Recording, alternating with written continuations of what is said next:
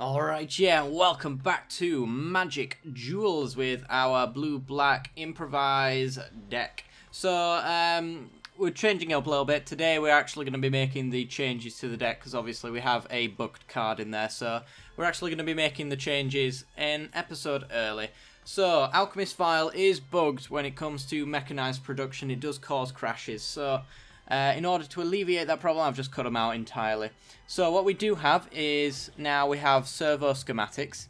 So for 2 mana, an artifact, whenever servo schematic enters the battlefield or is put into a graveyard from the battlefield, create a 1/1 colorless servo artifact creature token.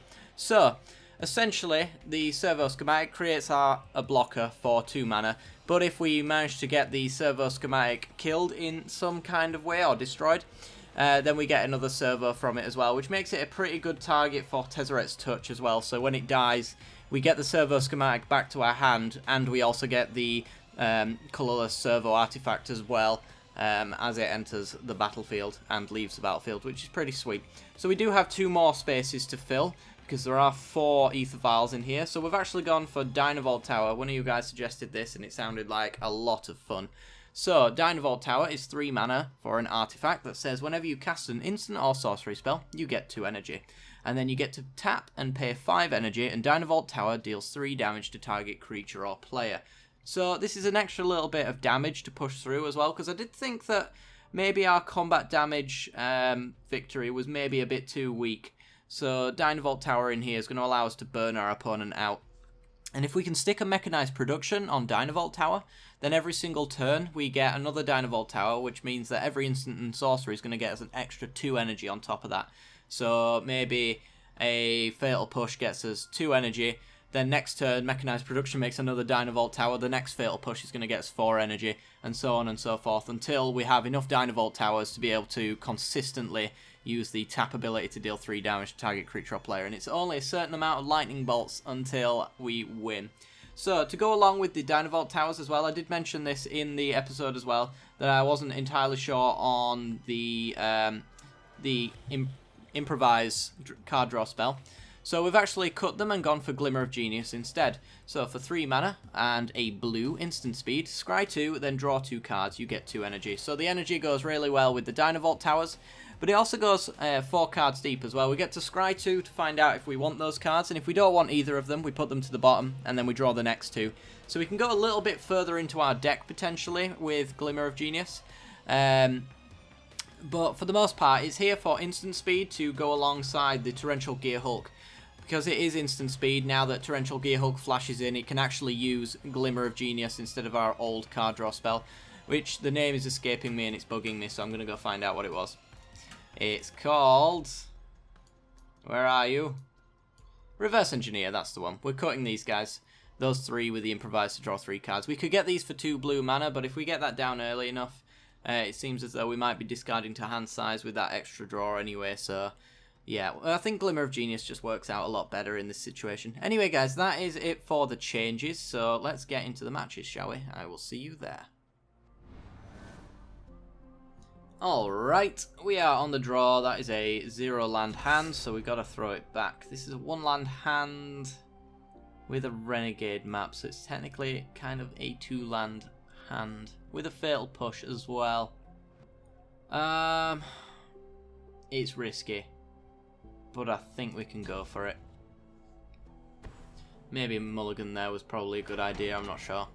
Evolving Wilds for our opponent. Going for a Swamp. I get the feeling this is Super Friends. There's an island, alright. Our worries are over. Renegade map to grab our 3rd land so that we can pretty much cast everything other than the Herald of Anguish, which could be quite good in this matchup. We'll have to see. Canopy Vista. Abzan, currently. Yeah, this is Super Friends. Ooh. That's not bad. Let's play the Bonesaw. We have Unsubstantiate to essentially remand a card back to our opponent's hand and let them waste a turn. We can then sack the Renegade map on their end step to get the third land we need for Tezzeret's Touch. Get in with our Bonesaw for 5. Seems good to me. We might even want a Fatal Push with our Renegade Map sack here, perhaps. If he has a 3 converted mana cost creature, then we're going to have to do that. We'll see. But if we grab a Swamp, then we've got Murder available anyway, so... There is a Nissa.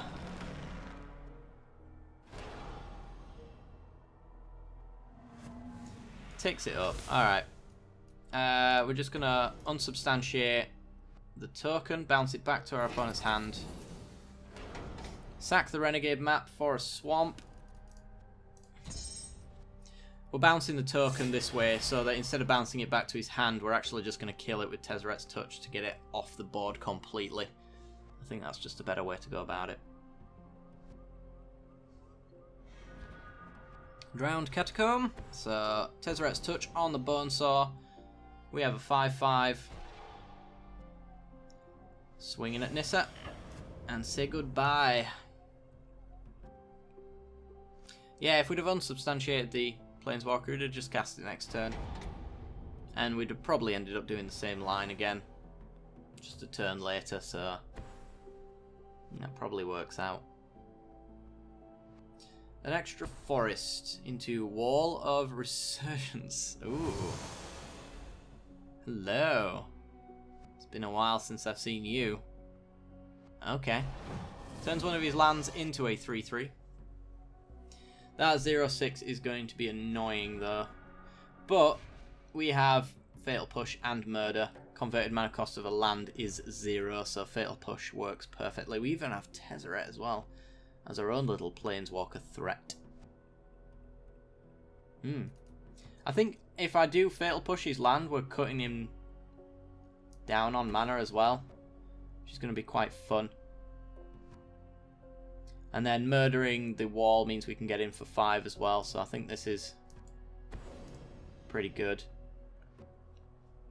Get rid of his land, get rid of his wall, swing for 5. Next turn we'll Tezzeret and start making some mana artifacts so that we can get towards the Herald, and maybe even towards the Ultimate as well, which is going to essentially Tezzeret's Touch an artifact every single turn, as long as we draw them, that is, anyway.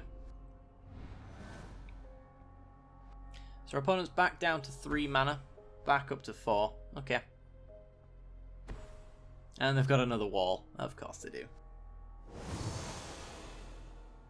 Gets to turn another land into a creature. Come on, Fatal Push. If I can keep him off his mana, I think we've got a good chance here. There's Glimmer. Alright. I think we'll just play Tezzeret. Start generating some mana. Leave our Bonesaw back to keep him safe. Skadoosh. Yeah, because if we can Herald on time as well, then we can start making our opponent discard cards from their hand. And maybe we get card advantage with our Glimmer that way. We'll see what happens. We have 5 mana available. 6 if you tap down the Bonesaw, which we might be doing. Armorcraft Judge gets to draw a card for each creature with a counter on it, so he gets to draw 1 card. Krax is Evolving Wilds. So this is like Abzan counters then, I'm guessing. Glimmer of Genius. Not bad. With that in mind, we currently have 2 artifacts in play. So we can't kill anything with Tezzeret's minus. If I just Glimmer here, we probably look for a land and Fatal Push as the ideal Glimmer. But then we leave back nothing. If I plus Tezzeret, we can sack the Ethereum Cells, tap the Bonesaw to get Herald down, make our opponent discard one of his cards. And we have a 5/5 in the air to block as well then. and swing over the top of this wall. I suppose we best put the pressure on. Let's tick up. Herald, tapping all of our artifacts to cast him. We can even sack these Ethereum cells to give creatures -2/-2, although we're going to have to sack 2 in order to do that. So it's not the most efficient thing in the world, but it's something to consider. So our opponent discards on our end step. Looks like a hard choice for them. Ooh. That's the counter board wipe, isn't it? Hazardous conditions. Creatures with no counters on them get -2/-2. I think with Armenket that's going to get even worse, because Armenket's got -1/-1 counters as one of its little main synergies, so this is going to be useless. Support 2. Alright, so he gets to put 2 counters on, well, a counter on 2 creatures, and then the Fairgrounds Trumpeter is also going to get a counter for that. And it looks like he's going for the Obsessive Skinner instead, that does have Delirium. Ooh. Well, ain't that an issue? He's going to lose that card, so whatever it is, he ain't casting it, which is good to see. But his board's quickly getting out of hand, unfortunately.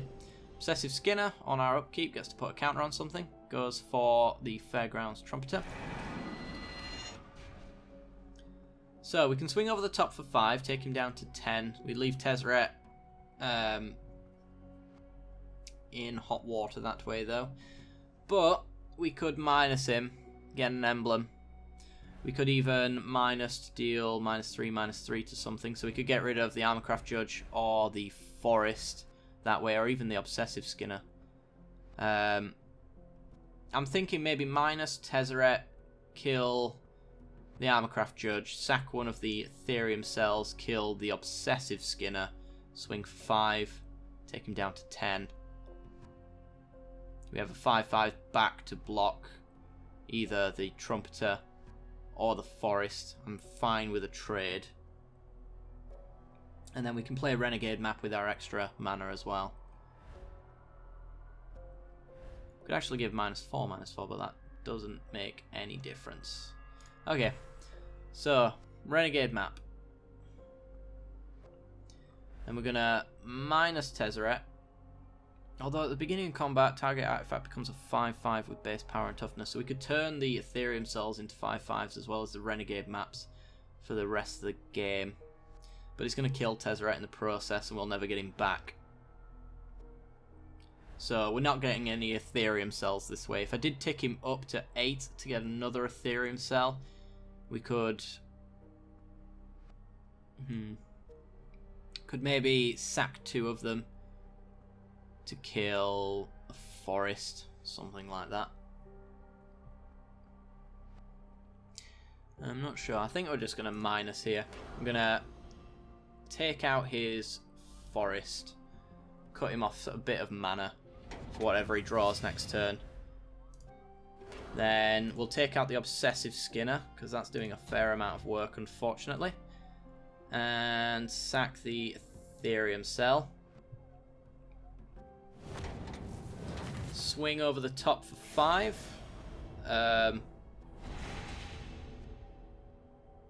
Did the game just skip my combat step? Or did I do that? Can't help but feel the game skipped it, because I don't remember double clicking. Well, that sucks. Our opponent's had enough though, so that's good enough. Continue playing. He does have a 6/6, which is not really something I want to block, if I'm honest.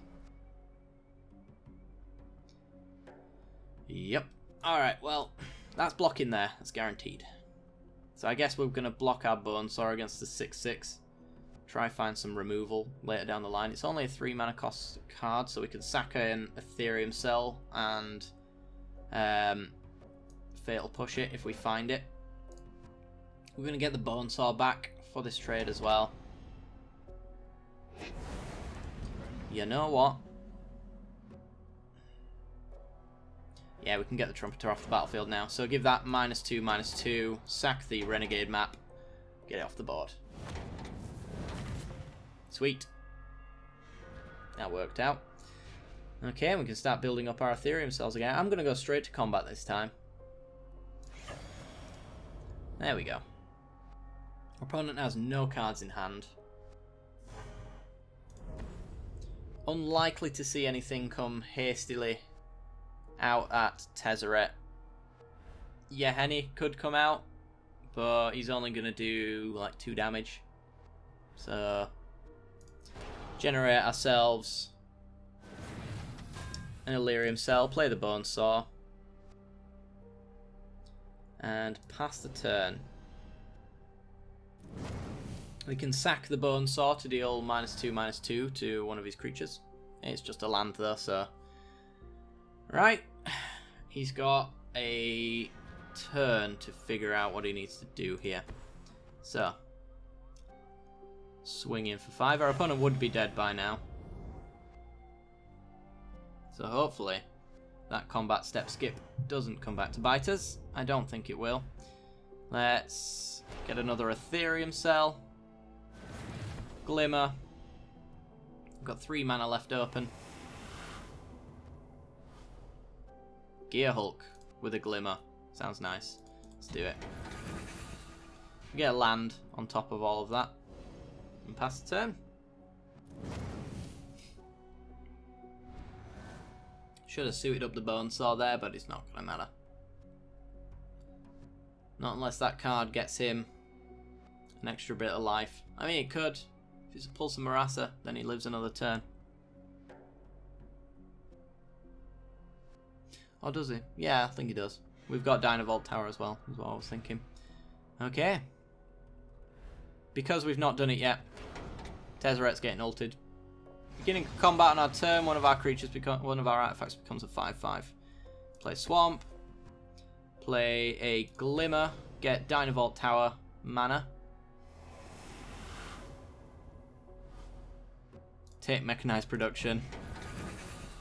Battle at the Bridge is lovely. You can cast that for 1, 2, 3, 4, 5 technically, but don't want to do that. Alright, let's make that Bone Saw a 5/5. Swing for 10. Dead in the air unless you can remove it. Looks like you can't. GG!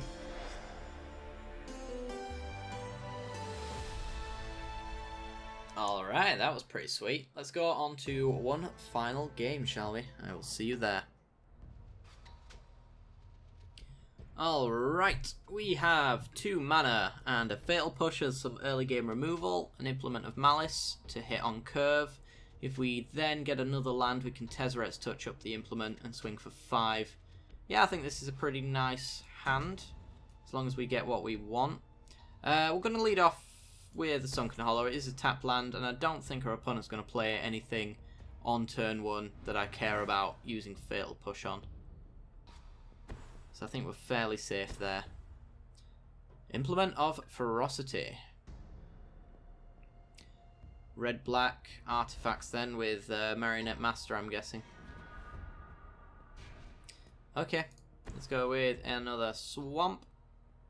And could get Servo Schematic, actually. Yeah, let's do Servo Schematic. Gets a 1/1 down. If we do hit our land, we hit for 6 instead then. And if this dies, it does a whole lot more, which is fun. Gets us another servo. We get it back to our hand to get another servo, which I like. Just gotta hit that land now. Foul Orchard. Okay, maybe it's not. Maybe it is not. Maybe it's a another counters matchup. Who knows? There's a Bone Saw. It's not a land, unfortunately. We could suit up the servo with a Bone Saw and hold up Fatal Push. Or we could just implement. Next turn we could sack the implement to draw a card to find our land drop and then play the Bone Saw and suit it up that turn. Yeah, I think it's probably a better idea. I want to be hitting my land drops, so anything that gets me to them seems like a good strategy right now. So when that enters the battlefield, you draw a card, so we go a card deeper to try find ourselves... Well, we might as well play the Bonesaw now. Find ourselves our land. Alright. Does our opponent hit their land drops? They do. It's an evolving wild. It's time to find out if they are 2 or 3 colours. They are a dual colour. And there's a Greenwheel Liberator. Good fatal push target right there. And there's our Inventor's Fair. Well, ain't that just awkward? Because now we only have one thing to do. So it's going to be fatal push the 4-3. And then we can suit up the servo for an extra bit of damage. We can make our opponent discard a card as well to draw a card. I think we might as well do that now. You can only do it at sorcery speed, so we'll do it on our turn. And then we draw a land again. Sweet. Well, that's 4 mana for the Henny's Expertise. Drownyard Temple into the graveyard for our opponent, so we've kind of not really helped ourselves there, unfortunately. This is actually Revolt that they're playing. Or at least I'm under that assumption. So they could sack this once they have a target anyway, to activate Revolt so they can get very good value creatures out like this. But we'll see what they're going to do. The only way they're triggering Revolt without casting a creature is if they put the counter on one of ours. There's Liberator. Just a 2-1. Sacks the Implement to make it a 3-2. And draws a card. Does our opponent maybe have a Fatal Push in hand? Perhaps. We have the artifacts to trigger Inventor's Fair, so we gain a life. Alright, let's go with an island. We'll Tezzeret's Touch up the servo schematic. If he does have removal for it, we get the servo schematic and a servo back anyway. And we can swing in with this one as well, because he's not going to trade. So that seems pretty good to me. We get to pretend we have Fatal Push open as well. So, there you go. We still get to swing in with our servo, and we get our servo schematic back as well. And another servo to block. Swing for 2. We can even move the Bonesaw over to the new servo so that he can't get in with his creature. Which works out. We have nothing better to do with our mana except for pretend we have things that we don't. Which might be a good strategy, but all it's really going to do is stop him from playing 2 converted mana cost creatures, which are not going to be that bad. Scrounging Bandar. And gets his Drownyard Temple back. There's a little bit of ramp as well. And passes the turn. Inventor's Fair triggers and we gain a life. We have the Henny's Expertise in hand as well, so even once he moves the counter over to the Greenwheel Liberator, we can still remove it unless he has a Winding Constrictor in hand, and then this will actually transfer 2 counters over when he moves 1 over, which would be annoying.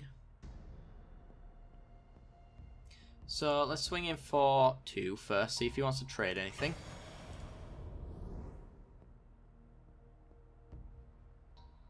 He does not.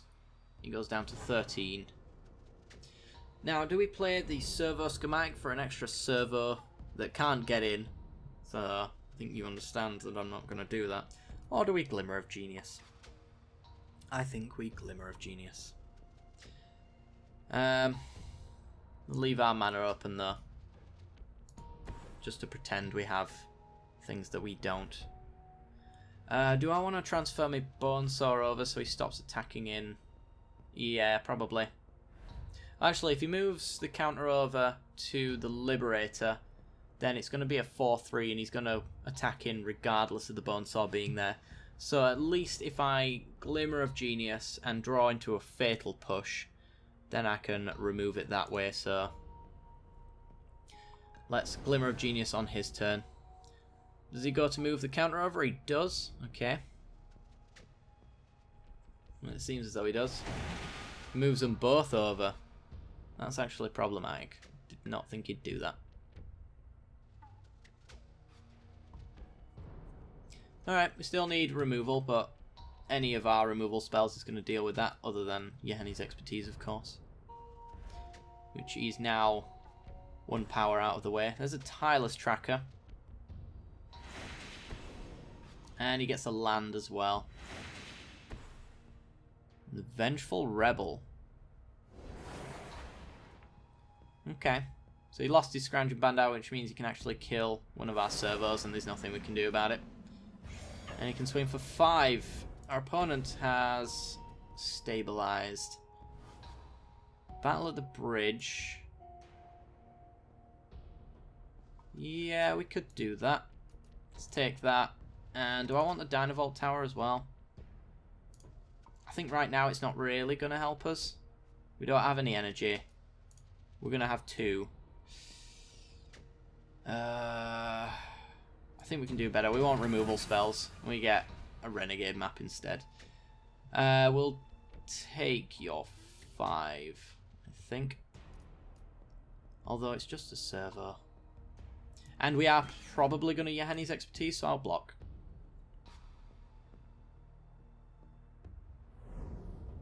Okay.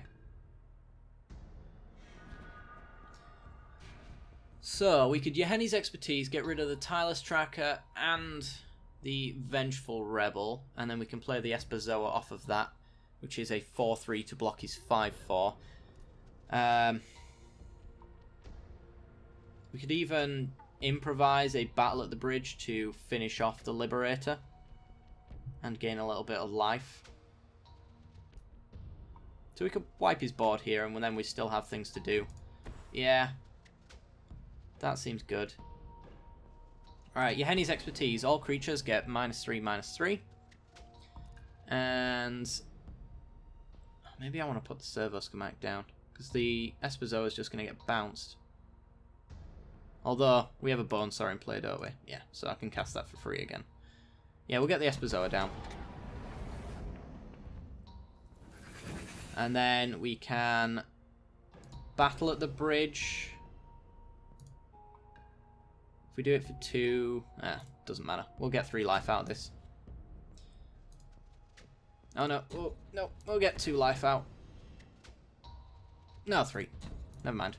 I'll tap these. He's got no haste stuff. And if he does, I don't really care. Get 3 life. Alright. Does have a clue, so he can get another card and catch up on our card advantage. Indeed, that's what he does. Plays a swamp into Durable Handicraft, so whenever he casts, or whenever a creature enters the battlefield, he can pay 1 and put a counter on it. Sack it for 6, put a counter on everything. Right, Esperzoa bounces the Bonesaw. We get another Bonesaw, that's unfortunate. Although, it works out mana-wise, because we're going to be able to attack him for 6. We get ourselves a servo schematic, which we could bounce as well to make loads of servos. Maybe we shall do that. Right, suit up the Esperzoa, get as much damage in as possible. There we are. So we can swing for 6.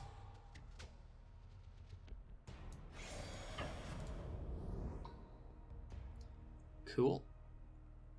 And we essentially have lethal on board. Play the Renegade map with the last of our mana.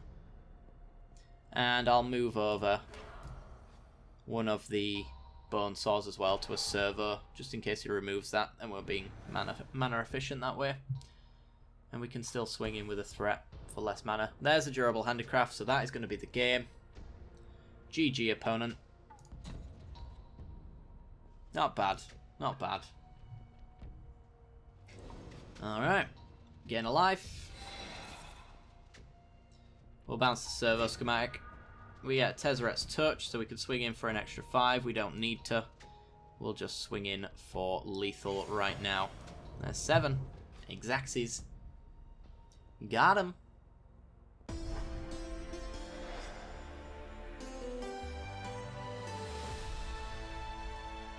Alright, that is going to do it for today's episode. So if you did enjoy the content, then be sure to leave a like. It helps me out a great deal. Lets me know you're enjoying the series. As always, be sure to subscribe for more Magic Duels content in the future, as well as the tournament, which will be running from April 6th onwards for every single week for each round as well.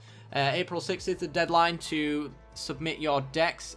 Tonight I will be releasing another video as well that will explain how to submit your deck for the tournament as well. So be sure to stick around for that, and if you hit the little bell icon right next to the subscription button, you'll get a notification for when I upload that video, so be sure to do that. Alright guys, hope you enjoyed, and I will see you next time. Bye bye.